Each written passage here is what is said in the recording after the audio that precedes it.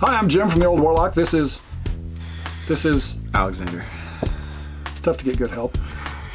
In this video, we are going to be taking another look at something that was created by, well, not created by, but it was included in an article by Joe Fischer. Our good friend, maybe someday, if he finds us. Yeah, we hope that he does. But Joe Fischer, for those of you who didn't see our last video, he did a three-part series in the very early editions of the last edition of Strategic Review and the first two editions of the Dragon magazine, where he gives tips to aspiring dungeon masters. Yes. And one of the things that he included or several things that he included came to him from what we believe to be the St. Louis Wargamers Association, a man by the name of M. Kurowski. Mr. Kurowski, if you're out there, please get in touch with us. Yeah. But we thought we would just pass on this really interesting series of things related to a hobbit's pipe smoking that was submitted to Joe Fischer, and then Joe Fischer submitted it to the Dragon. So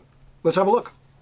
So, what Joe Fischer and, by extension, M. Kurowski are talking about here is all based around a hobbit's pipe. And I'm sure that any of you who have read The Hobbit or The Lord of the Rings or have seen the movies of The Hobbit or The Lord of the Rings know what I'm talking about. A very long clay pipe into which pipeweed is put, which is just a term for tobacco.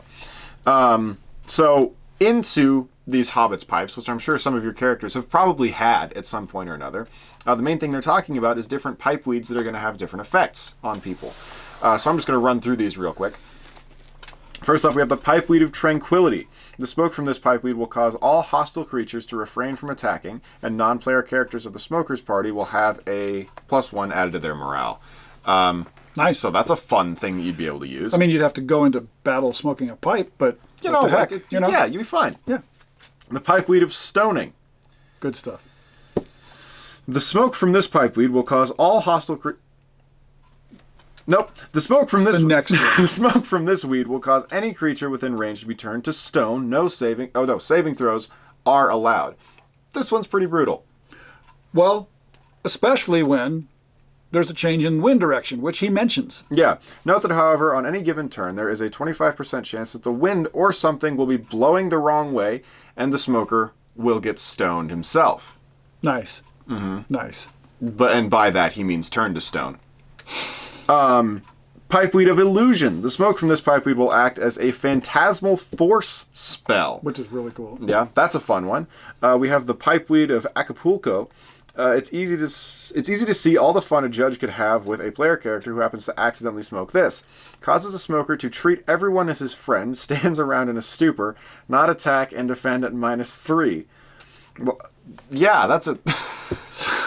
And I guess the fun part for me as a DM is, I mean, you know that you would end up having a package of tobacco thinking that it was the pipeweed of tranquility, but down at the very bottom of that package, there's going to be the pipeweed of Acapulco. So it just puts you in a really, really good mood. So yeah, you fire that up to go into battle, and the next thing you know, you and your buddies just don't want to do much of anything. I wonder where they got some of these ideas. I'm really not sure. I don't know. But yeah, those are all the magical pipeweed types that you can get. But there are a couple of other magical items in here. Should I read those off as well? You have the Ring of Magic Missiles, a magical ring that holds 10 magic missiles, which can be fired 2 at a time, and it can be recharged. And I think that's a pretty simple, straightforward thing. Ring of spell storing with a magic missile spell in it. You know, it's nothing crazy. The Bag of Infinite Wealth. This is fun. A magical bag that turns base metals into gold at the rate of 100 gold pieces per day. So a bag of alchemy, basically. But there'd have to in my campaign, there'd have to be something to mitigate that. Because people would end up having huge amounts of money. Yeah. There'd have to be something to make sure... You put the wrong metal or the wrong amount, and you just, like, cats come out instead or something. Or, as we mentioned in our last video, where Joe Fischer talks about the screaming gold pieces trap, maybe this works great for a week, and you end up with a good solid 700 gold pieces, or however many days you have in a week in your campaign. That's good math. And then, thank you very much. But then after that, all of the gold pieces turn into the screaming gold pieces, and Could be problematic. and for it's you. fun from then on. Yeah. It's a good time. Next up, we have the Helm of Forgetfulness. It appears to be a helm of teleportation, but when it is worn, all things are forgotten. Saving throws are allowed. That's a fun one that you can use to really make some of your players angry. And then last up, we have the Ring of Infravision. Which is great. Same as an Infravision spell, and it just works as long as the ring is worn. So, again, some of these are pretty basic ideas that are things that you might have in your campaign already, like the Rings of Spell Storing, basically, that have different things in them. But then also, something that I personally had never considered before is having characters who smoke tobacco have magical types of tobacco that can do different things and have different impacts on people. And for those of you that are familiar with these things further down, we don't know every magical item that there is in existence. Yeah, there's a lot. We've got quite a few here in the Encyclopedia Magica, but we have not read it from cover to cover. Yeah. But these things probably have been integrated into campaigns later on by a number of different editions, but this is where these things got their start, was by individual players coming up with these things on their own and submitting them to a wider audience for inclusion in publications. Yeah. And to me, that's really cool. Yeah. But anyway, that kind of wraps up our two-parter look at Joe Fischer. Joe Fischer, someone who, as a 20-year-old who's accomplished basically nothing in his life, Joe Fischer is kind of a frustrating but very successful person. And he's someone that I think that deserves to be talked about because he did make some contributions here. And we never ended up... I did a lot of research on the internet trying to find out more about Joe Fischer, and he just kind of disappears. We couldn't find anything. That's not to say he didn't go on to do really great things, but in the D&D scene... went on to be an accountant, and Right. this was the only D&D stuff that he ever did. But who knows?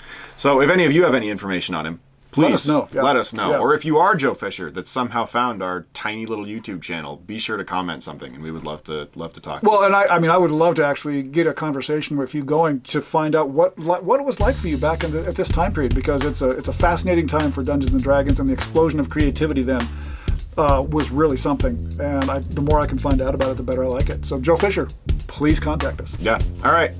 Be sure to follow us on Instagram @official Old Warlock. That's We'll all see I you got. next time. Keep your sword on free. Bye.